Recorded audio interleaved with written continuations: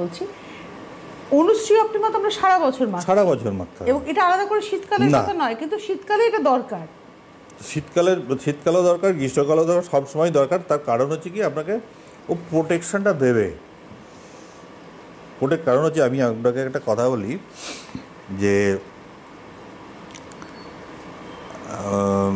আমাদের এখন যা পরিস্থিতি, আমাদের এখন যা প্রাকৃতিক যে এনভায়রনমেন্টাল যে পলিউশনের যে এটা আছে, সেখানে যে পরিমাণ আপনার ইলেকট্রন ঘোরে, ফ্রি ইলেকট্রন যে পরিমাণ তৈরি হয়, সেই ইলেকট্রনগুলো কিন্তু আমাদের শরীরে কিন্তু এফেক্ট করে। এবং সেই এফেক্টটা সবাই আমরা বুঝতে পারি। কারণ দেখবেন 30-35 বছরের পর থেকে দেখবেন স্কিনটা ড্রাই হতে শুরু করে দেয়। অতদিনও যায় না, 25 আর 27-28 বছরের পর থেকে দেখবেন আপনার স্কিন ড্রাই হতে শুরু করে দিয়েছে। কিসের জন্য হয়? আপনি এক উল্টাপাল্টা ইউজ করছেন। সেকেন্ড হচ্ছে আপনার এই পারিপার্শ্বিক যে পলিউশন, সেই পলিউশনের চাপ। তারপরে তো আমাদের যে ইন্টারনাল যেগুলো খাই, সেগুলোর একটা ব্যাপার থাকে। এই কারণ আস্তে আস্তে আমাদের ইমিউনিটি পাওয়ারটাও আস্তে আস্তে নেগেটিভ, মানে নিচের দিকে নামছে।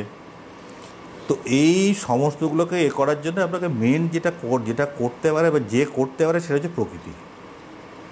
প্রকৃতিকে যদি প্রকৃতির কাছে আপনি যদি থাকেন, ওই সারা বছরে একবার আমি পিকনিক করতে যাব, একবার আমি কোনো ফরেস্টে গিয়ে ফটো তুলব, দুটো আমি রিল বানাবো, এই করলে হবে না।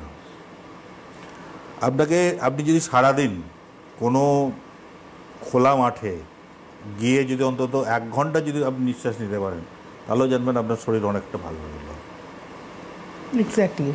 কারণ ডিটক্সিফিকেশান, আমরা সবাই বলি যে ডিটক্সিফিকেশান, কিন্তু এটা কী হয়, কি করে হয়, সেই সিস্টেমটা আমরা জানি না।